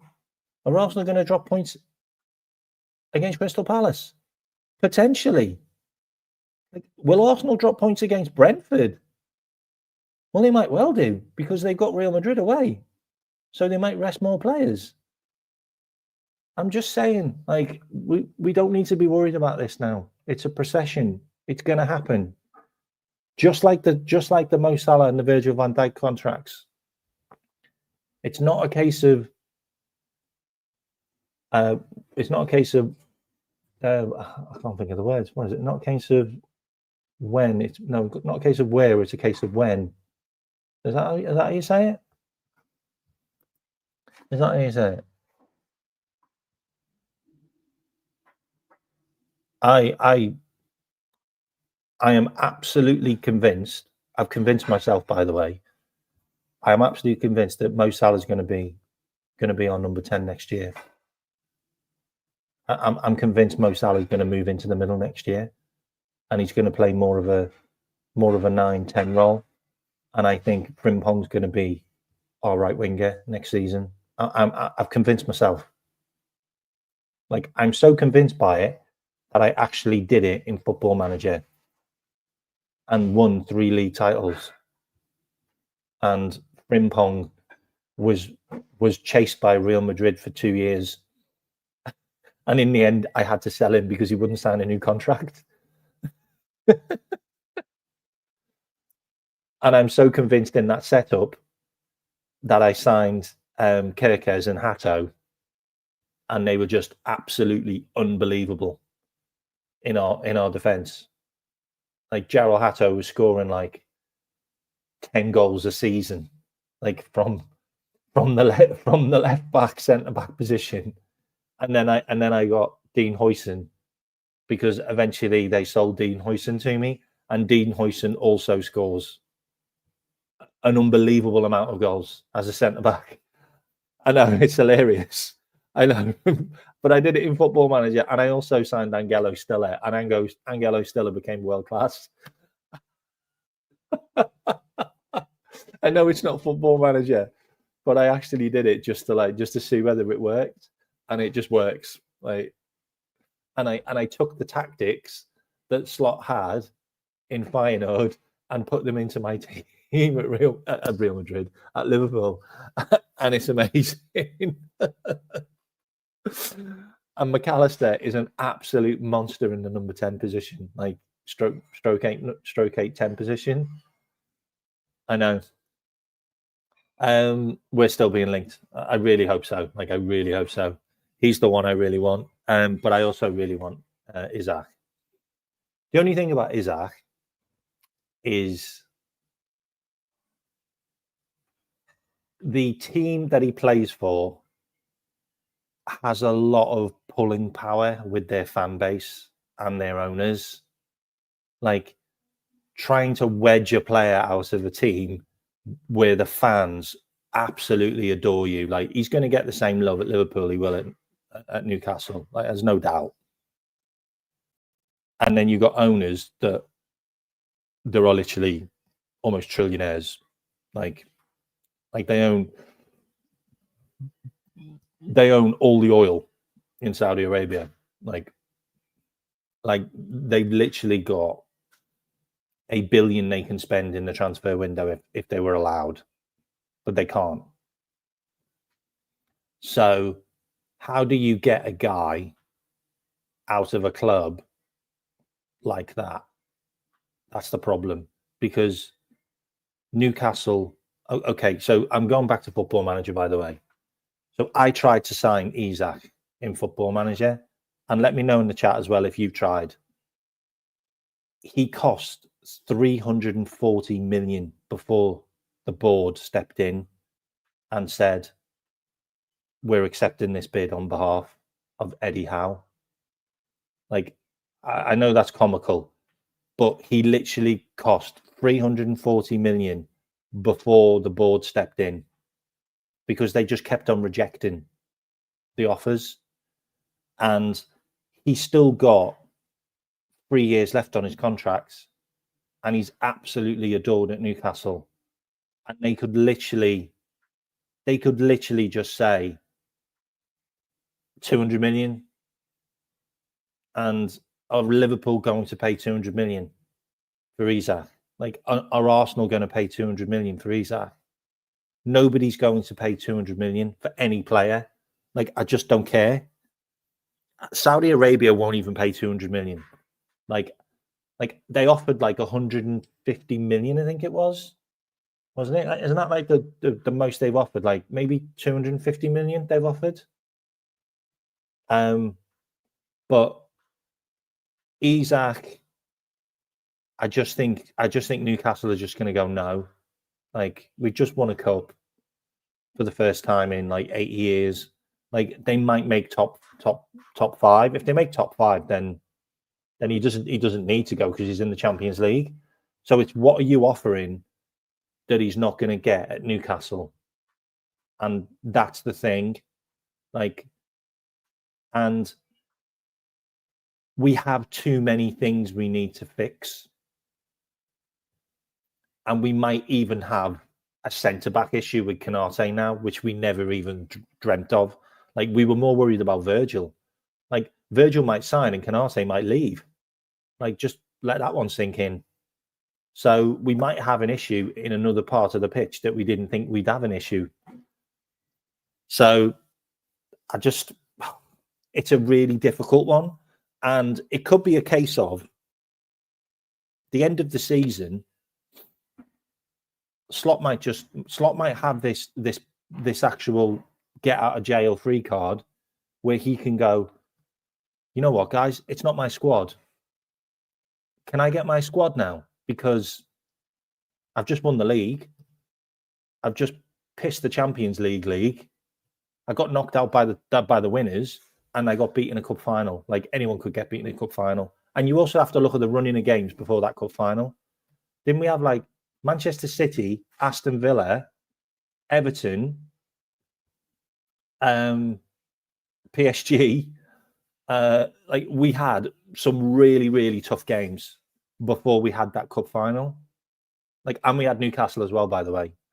But we had some really tough games, like, before that game. I think it, like, the one I've got, I think it's like 35 quid, 40 quid on Steam. But I don't play the phone one. I play the PC one, or the Mac one. But you can get it another way. You just have to look, mate.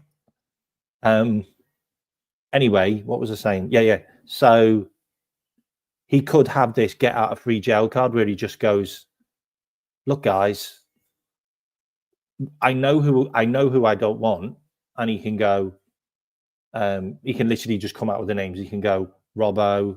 He could go, I don't want Robbo. I don't want Keller. I don't want Jaros. I don't want Gomez. I don't want Quansah. I don't want Elliott. I don't want Endo. I don't want Morton. I don't want Nunes. I don't want Jota. I don't want Diaz. He can literally just go through the list. I don't want Doak.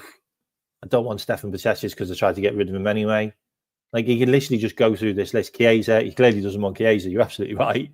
He clearly doesn't want Chiesa.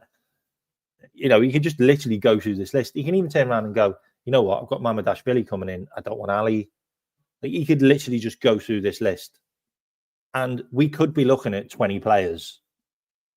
And he sat there and gone, well, I want Salah. I want Virgil. Never said he wanted Trent, by the way. Just saying it. Just saying it. He never said he wanted Trent next season. So he's gone through this list. And then he's gone, well, Konate won't sign a new contract, so we need to move him on. So then you end up with him in the mix. So then he's got all of these players. And Slot could literally go, guys, I've got to get out. Like, here's my get out of free card here. Like, all of these players I don't want, get me all my players and then judge me. Judge me properly. Like, you can't judge me this season because none of it was mine. So next season, judge me properly. And they may turn around and go, and I know we don't want to hear this, but they may turn around and go, all right, and top 3 and potentially a cup final. And if you've got Slot, 10 players, like I said, 10 players, 4 top-class players, and the rest, 4 top-class players, then maybe four squad players who are about to kick on, but not quite there, but, 30 million, 20, 30 million. And then you've got a couple of kids. Judge him in 2 years' time. Judge him in 2 years' time, because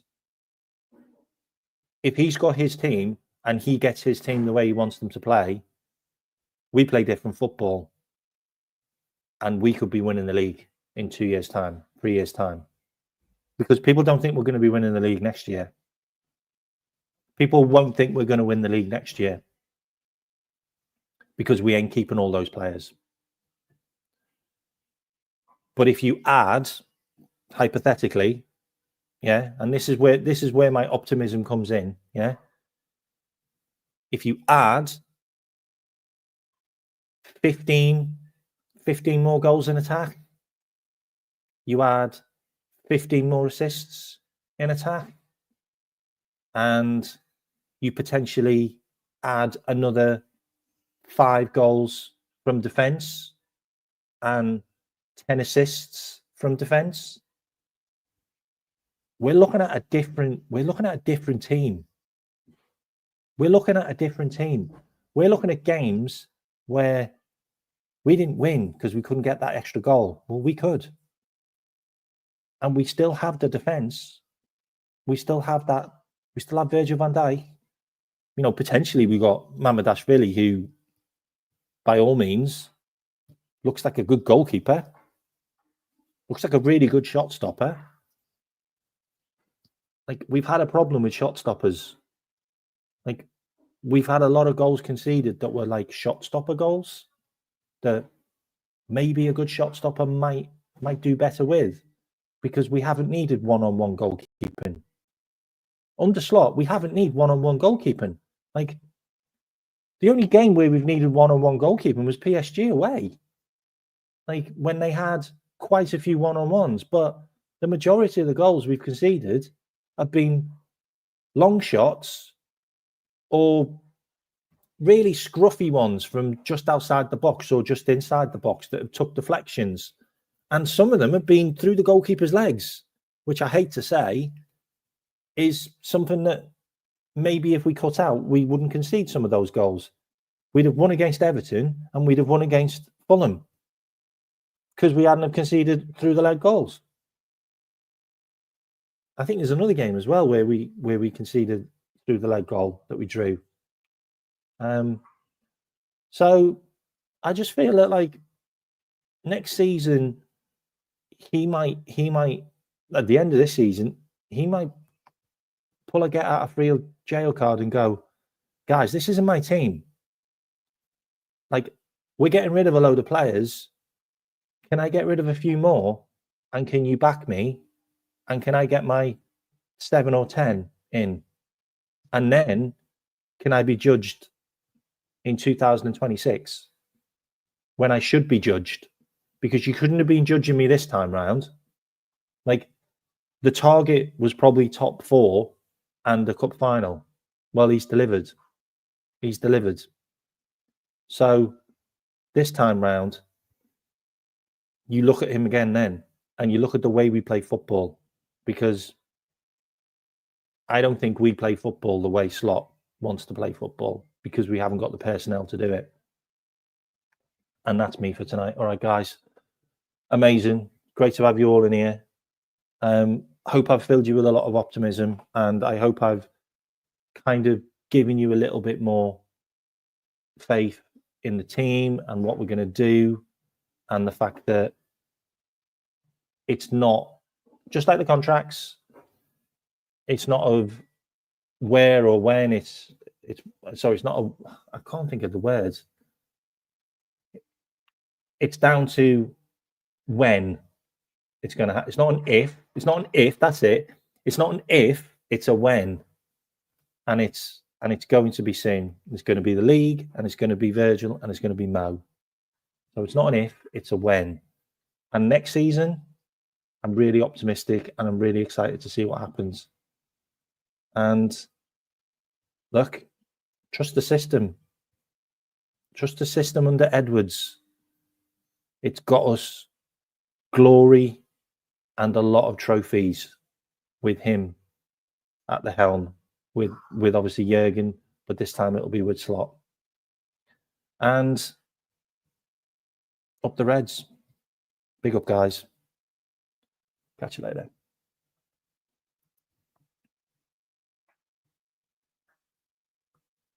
Actually, I'm going to redirect as well. 2 seconds. Who's live? Who we got? Okay, so I'm going to redirect to Football Carnage. So put K-Mac Raid in there if you stay on. Oh, actually, that's not till 10 o'clock. I'm going to redirect. Who's live? I'm not going to redirect because there's no one on. Hang on, is Dom on? Yeah, I'm going to redirect to Dom. So put it in the chat, K-Mac Raid. Yeah, so when this finishes, you'll go to Dom's channel, which starts in about 50. It starts in about 10 minutes, okay? Actually, I'll just hang on until it starts, okay? I've never redirected before, so bear with me on that one. Yeah, so just hang on and it'll go to his channel. And yeah, just put K-Mac Raid, okay? I'll catch you later, guys.